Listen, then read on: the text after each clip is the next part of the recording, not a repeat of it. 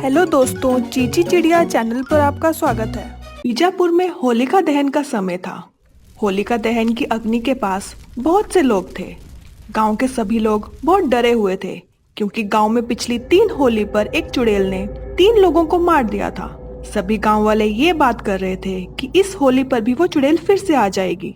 अचानक ही वो चुड़ैल आ जाती है और उन सभी लोगों में से बिरजू का गला पकड़कर उसे हवा में उड़ाकर डरावनी आवाज में बोलती है, अरे बिरजू, तूने क्या सोचा था कि तू मुझसे बच जाएगा? तेरे बुरे कर्म तुझे भगवान से तो बचा सकते हैं, परंतु मुझसे नहीं। अब समय आ गया है कि तू अपने बुरे कर्मों का फल लेकर इस दुनिया से हमेशा हमेशा के लिए चला जाए। मुझे छोड़ दो, मैंने तुम्हारा क्या बिगाड़ा है? भगवान के लिए मुझे छोड़ दो। अरे मूर्ख, आज तू जितना भी मिन्नतें कर ले या फिर भगवान से प्रार्थना कर ले, परंतु तुझे मरने से कोई नहीं बचा सकता। नहीं छोड़ूंगी तुझे आज मैं। तेरा होलिका दहन होकर ही रहेगा। देख, तुझे तेरी मौत पुकार रही है। हा हा हा हा। ये बोलते ही वो चुड़ैल बिरजू को जलती हुई होलिका की आग में फेंक देती है, जिससे बिरजू जलकर मर जाता है और चुड़ैल जोर जोर से हंसने लगती है, जिसे देखकर वहां खड़े सभी लोग बहुत डर जाते हैं। डरे हुए लोगों को देखकर चुड़ैल बोलती है, तुम में से अगर कोई मेरा बदला लेने के रास्ते में आया तो उसका भी यही हाल होगा।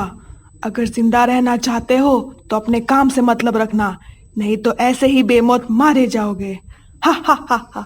इस तरह से गांव वाले डर कर अपनी जुबान बंद कर लेते हैं और चुड़ैल के सामने कुछ भी नहीं बोल पाते। तभी चुड़ैल फिर से बोलती है, मैं अगले साल फिर दोबारा लौटूंगी, मेरे अगले गुनहगारों को उसके किए कर्मों की सजा देने के लिए। हा हा हा हा। और इस साल 2023 की होली पर किसी न किसी के मरने की बारी थी और वो चुड़ैल इनको क्यों मार रही थी, जिसे लेकर पूरे बीजापुर में चर्चे जोरों शोरों से चल रही थी। तभी होली आने से एक दिन पहले मधु अपने पति जयचंद से बोलती है, अजी मुझे तो बहुत डर लग रहा है, कल होली है, वो चुड़ैल कल फिर से आ जाएगी और पता नहीं किसके मरने की बारी है। ये तुम क्या बोल रही हो? ऐसा वैसा कुछ नहीं होगा, कभी नहीं होगा। समझ गई ना तुम? आप इतना अटक टक क्यों बोल रहे हो? आप ठीक तो हो ना? कितना पसीना आ रहा है आपको?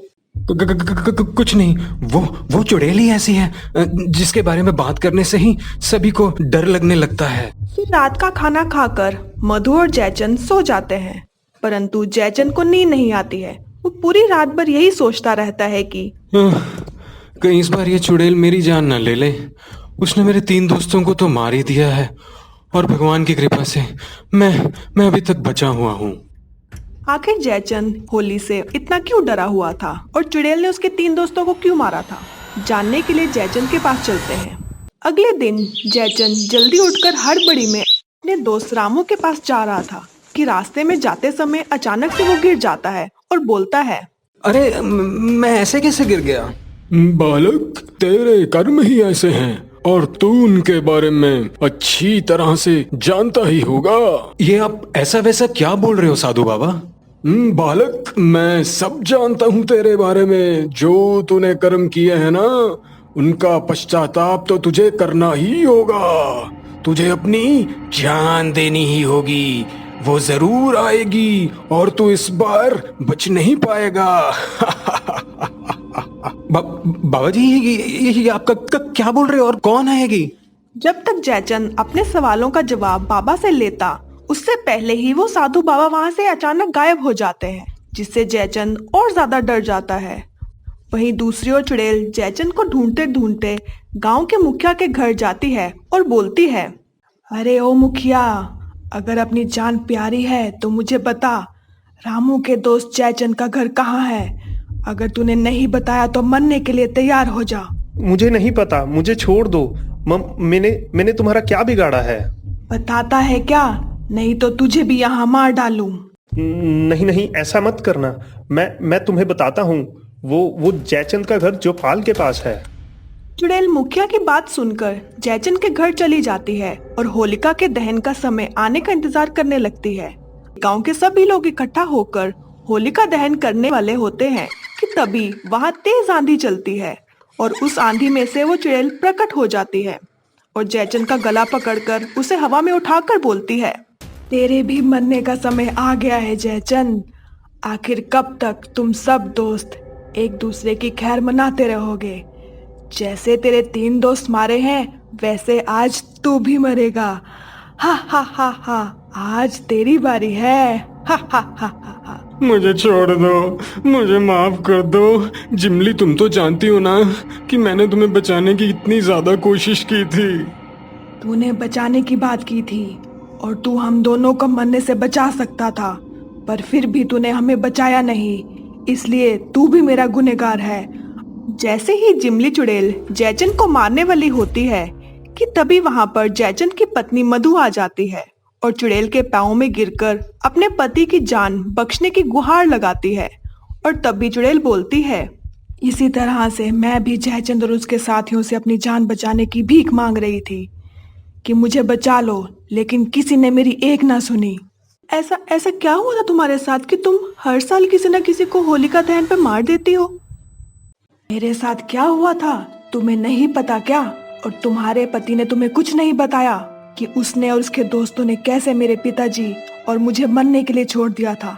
तो सुन, मैं और मेरे पिताजी होली का मेला देखने जा रहे थे कि तभी तेज रफ्तार कार हमें टक्कर मारकर आगे जाकर रुक जाती है। फिर उसमें से जयचंद और उसके दोस्त कार से निकलकर हमें देखने आते हैं। अरे यार विरजू, मैंने तुझे पहले भी कहा था गाड़ी चलाते समय फोन पर बात नहीं करनी चाहिए, और तू है कि किसी की बात मानता ही नहीं। अब देख तेरे फोन पर बात करने की वजह से आज होली के दिन हमसे एक कितना बड़ा हादसा हो गया। चलो दोस्तों, चलो, हमें इन दोनों को हॉस्पिटल लेकर जाना है ताकि इनकी जान बच सके। अरे अरे नहीं नहीं जयचंद भाई, ऐसा करने से हम पुलिस केस में भी फंस सकते हैं। चलो दोस्तों, अब यहाँ से जल्दी निकलते हैं। किसी ने अगर हमें यहाँ देख लिया तो लेने के देने पड़ जाएंगे। अरे नहीं दोस्तों नहीं, कम से कम इंसानियत के नाते हमें इनकी मदद जरूर करनी चाहिए। फिर इन्होंने हमारी मदद किए बिना ही वहां से जाने में अपनी भलाई समझी। इन सबको मदद किए बिना जाते देख मैंने अपने आप से ये प्रण लिया था कि मैं इनसे अपने और अपने पिताजी की मौत का बदला जरूर लूंगी। अब तक इसके दोस्तों को उसके गुनाह की सजा मिल चुकी है, अब इस जयचंद की बारी है। हा हा हा हा हा। इतना बोलते ही जिमली जयचंद को होलिका दहन की अग्नि में डाल देती है और जोर जोर से हंसने लगती है। दोस्तों, अगर आपको ये वीडियो अच्छी लगी तो इस वीडियो को लाइक, शेयर, कमेंट करने के साथ ही हमारे चैनल चीची चिड़िया को सब्सक्राइब जरूर करें ताकि हमारी आने वाली वीडियो की नोटिफिकेशन आपको मिलती रहे।